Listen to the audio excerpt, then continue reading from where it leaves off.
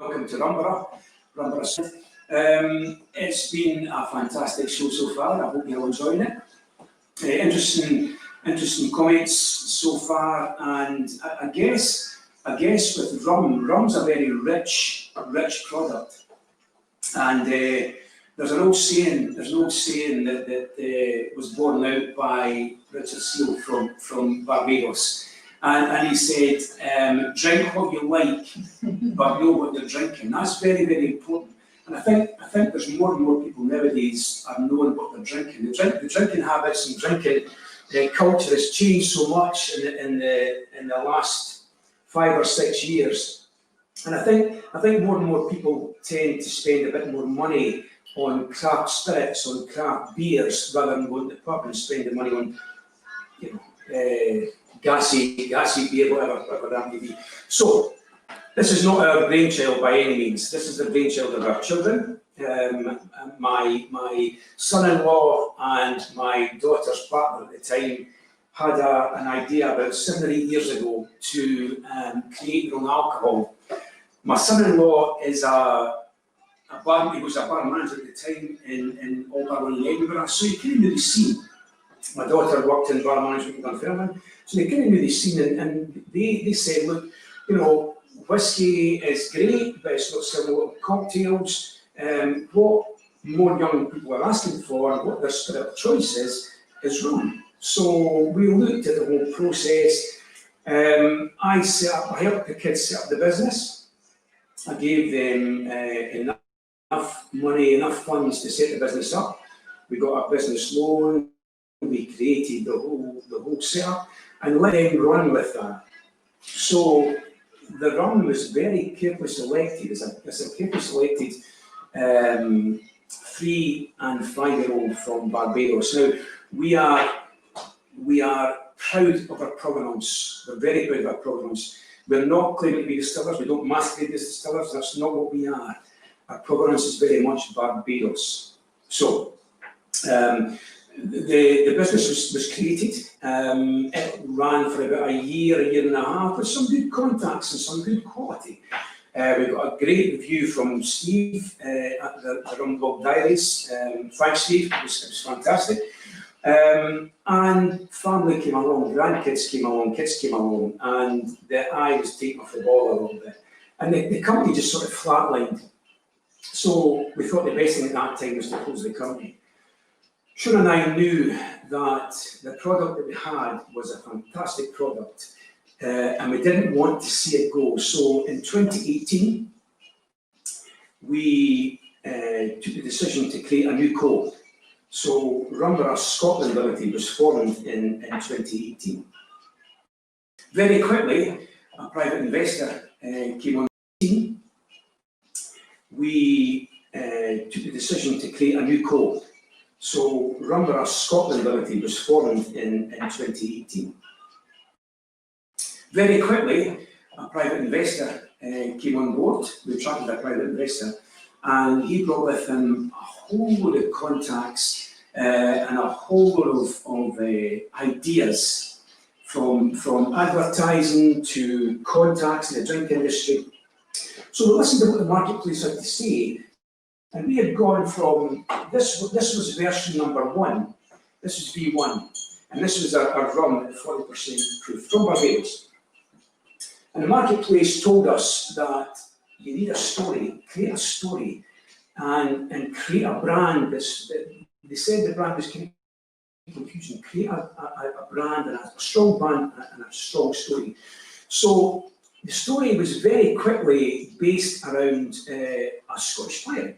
Who and this is fact, Captain William Kidd, who did most of his piracy in the Caribbean. And he had silver, gold, but a secret loot of exotic rums. And he was a wanted man. So eventually, the English crown caught William Kidd. They returned the silver and gold, but they never ever found the rums, the exotic rums. They were lost to fable, lost forever, lost to imagination, until now. They were lost upon the shores of Burra in Scotland.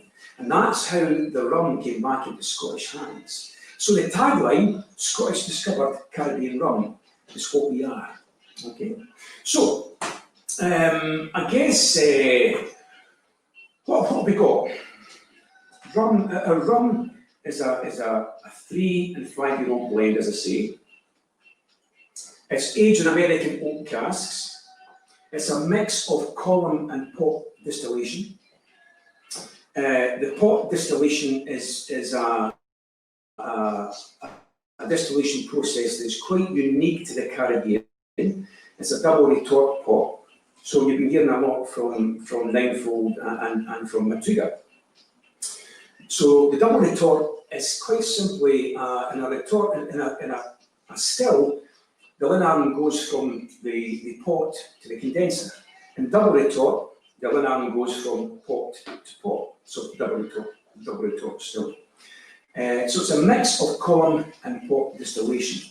So if you take the rum and you nose, which is what we do at all our markets and our festivals,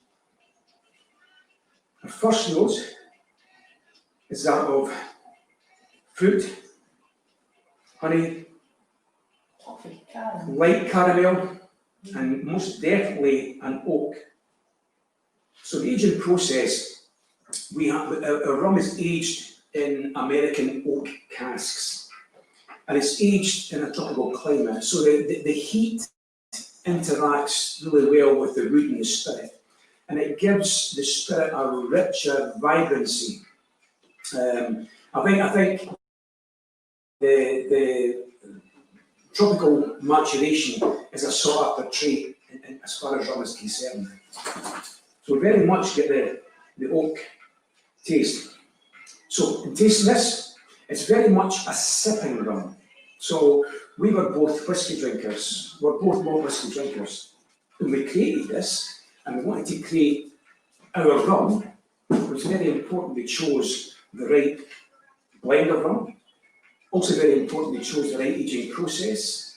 And I think this has a very slight whiskey note, slightly subtle whiskey note.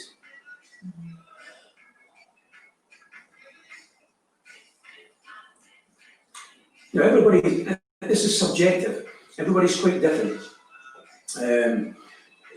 For me, it's rum, it's all rum, and it's a very smooth rum. So our strength is 42.3%. So our tagline, small batch and handcrafted in Scotland at 42.3%.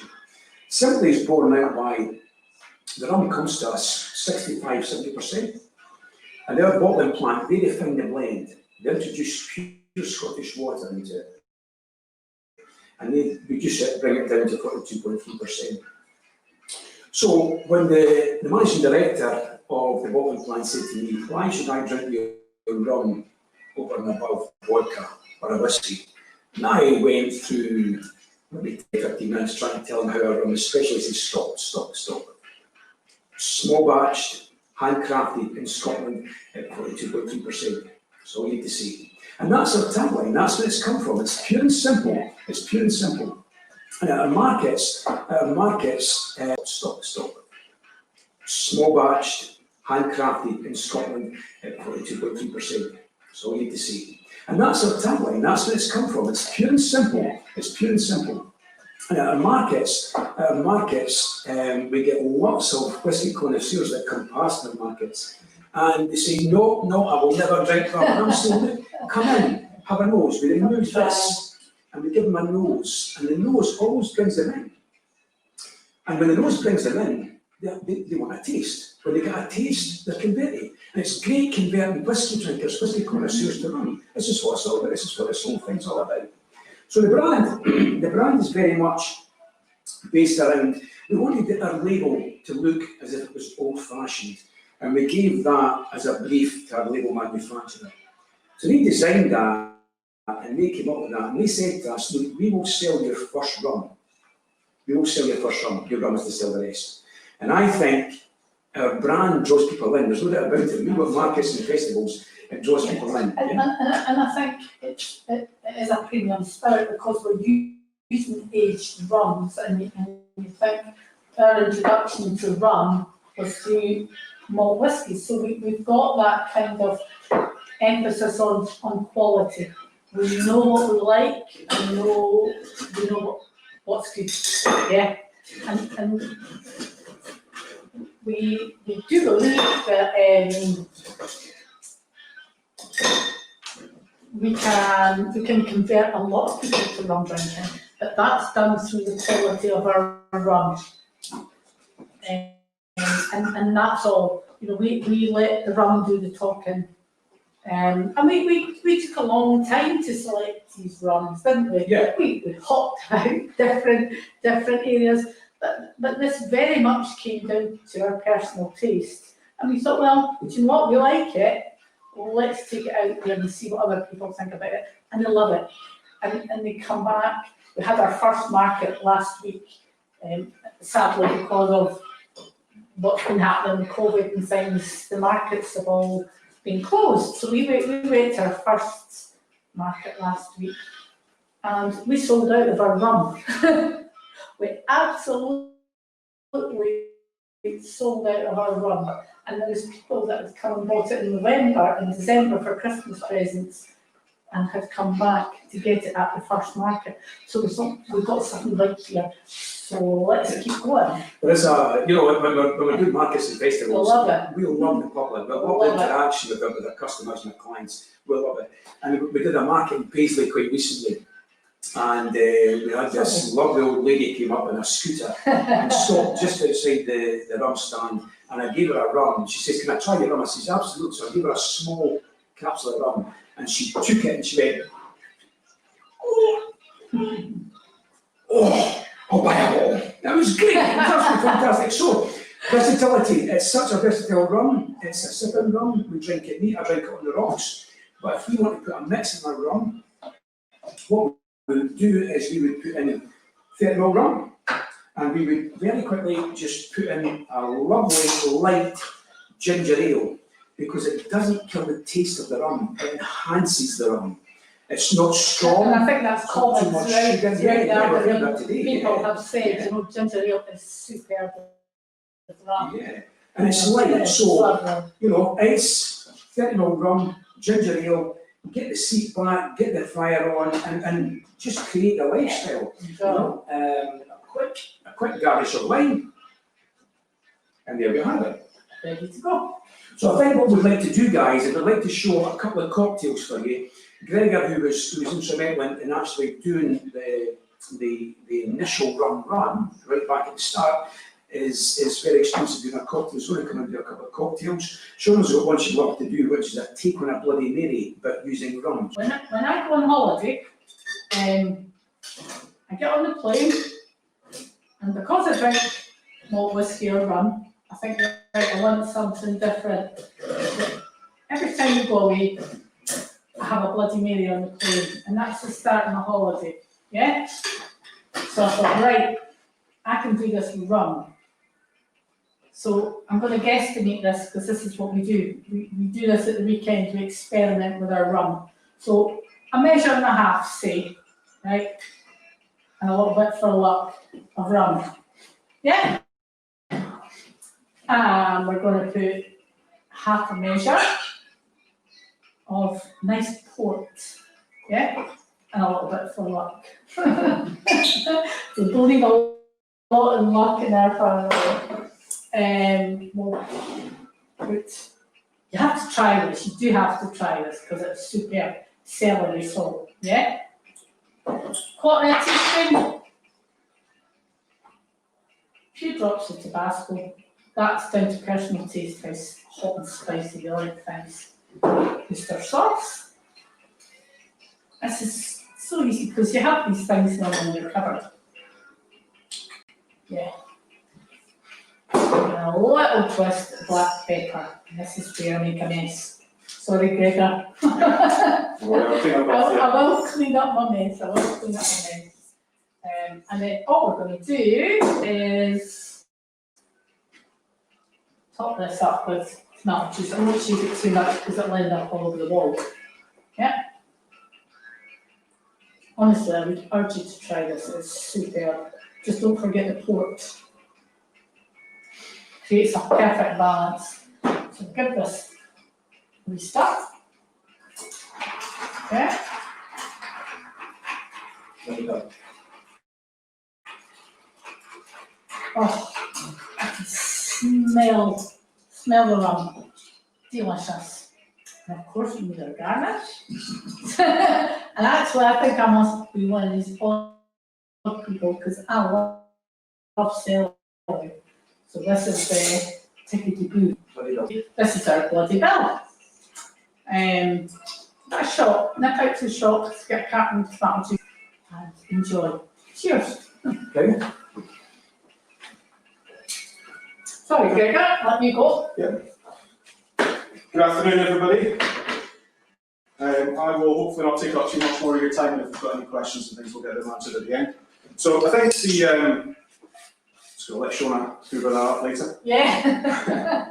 I think the key to what we're doing here with the cocktails is just trying to show the versatility and let you see how things work in a slightly different format. So I'm just going to dip down, I will be back in a second. I'm going to do for you a Caribbean crush. So if you come and see us at any of our events, at any of our shows, you will probably get a chance to taste a couple of the variations of things we do.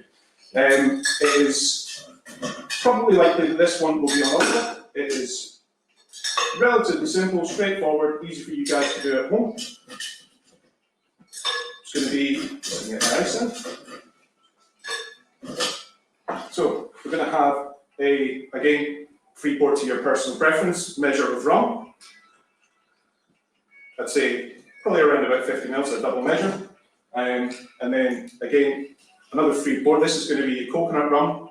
I suppose you can almost liken this to a pina colada. We're not shaking it, we're not adding cream, it's not too fancy. It's just something you can do at home if you're having, I don't know, if the sun decides to come back out, you want to enjoy some time outside. It's a great way to drink our rum. And then top up with pineapple juice. A little squeeze of lime at the end, and you are good to go. This is likely going to be drunk by Shona, as well as the Bloody Bill. I have to say, it's probably one of our favourites. So we'll do that. Here we are. Really, really simple, guys. Not going to overcomplicate things. And I think when we do these at the market, our customers can then go home and recreate that. Exactly. You don't need 15 different things. You don't even need a cocktail shaker. I use a jam jar, right, with a lid. So it's about making it easy and making rum accessible to everyone. That's kind of our journey.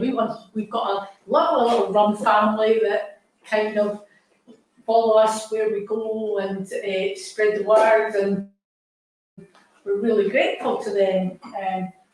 But it's through doing things like this and taking on board their ideas that make our rum successful. So it's fabulous, and we're really, really grateful to all these people. Absolutely. Next one we're going to do is what we would call our old version. It is a little bit more complicated if you want to make it at home yourself, but still relatively easy to do. You just need a cocktail shaker and 2 good hands. So got a bunch of mint leaves, I don't know, 7, 8, whatever you like, it's not specific.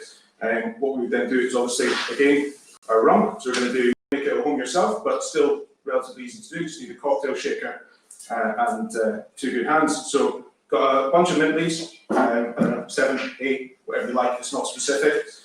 What we would then do is obviously, again, our rum. So we're going to do about 50 mils of rum.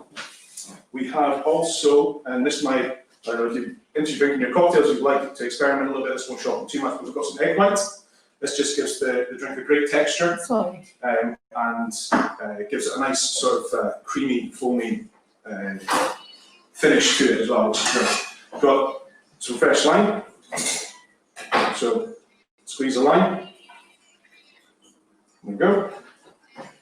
We've got also some Angostura bitters. I think that might be hiding That for me. might be in my cupboard. And then alcohol drinks cupboard. There we go. There we go. One thing we forgot to bring out earlier. So about 3 or 4 dashes of Angostura bitters. And then we've also got some of our homemade Demerara sugar syrup, which again is down here. So just a little splash of this. I'd say, about, if you're going to make it, I'd say 2 parts rum to a half part of sugar syrup. Maybe not that much, depending on how sweet you like it. So a little splash of that. If you are going to make this at home and you are going to use the egg white, I would suggest that you dry shake it first, so without any ice in your shaker.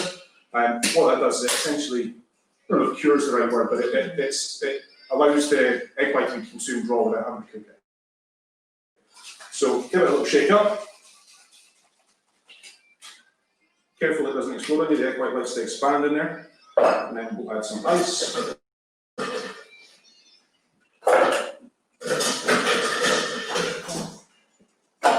That's nice, and then reshake.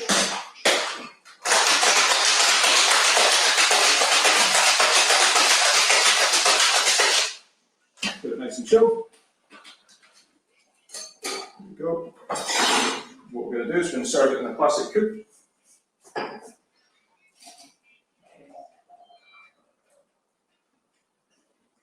So you get nice sort of rum colour in there with the Angostura bitters, obviously, as well, giving it that sort of orangey finish. And then I would just suggest a little sprig of lime on the top to finish. Perfect. Cheers. Cheers, guys.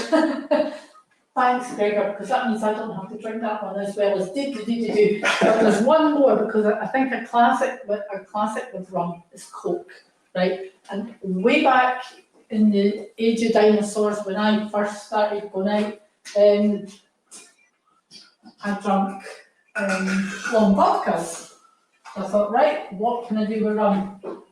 So we're going to create a little version of a Rumburra Russian. And again, just fill the glass with ice. Bring some sunshine, carry the sunshine into your home. We are the sunshine. You are the sunshine. Right, so I'm going to guesstimate again. So we're looking at half a measure of a coffee liqueur. I've got Tia Maria here, but there's lots on the market, yeah? Quite a good measure. And I'm going to just top that up with some rum. And this just counteracts the sweetness. I know a lot of people like it's definitely sweet drinks is definitely Garry's preference. So thank you, my able assistant there. And I'm just going to top that with Coke. And it's absolutely superb. Trust me. I'll just pop a wedge of lime on there. So that's it. That is our Rumburra Russian. Beautiful. Have a go. So that's an introduction to Rumburra, guys. This is very much about fun. We're very much about provenance is very important to us. We're very proud where our rum comes from. We're very proud of our aging process. We're very proud of the fact that we bottle it. We find the blend in Scotland. It's bottled in Scotland, but we're not here masquerading as this for us. We're not, and that's one thing that's very important to us. A rum satisfies all EU rum definition qualities. So yeah, I hope you enjoy. And do you know what I liked? I liked the fact that earlier on Paul spoke about pairing it with food. That was really lovely, because we know we worked very closely with this from the course from St Andrews, and they cured their salmon in our rum to serve in the restaurant. So for that, for us, that was massive. Yeah, it's a new market for us. It's a new market for us. And again, at home, I like to gobble about and rum and raisin ice cream. So you bite into a raisin and pop a rum, and it's just so versatile. Christmas cake with rum instead of brandy. Everything served with rum. You can put rum in it, it's in. Even if you can't put rum in it, still Wait, put it in. it's in.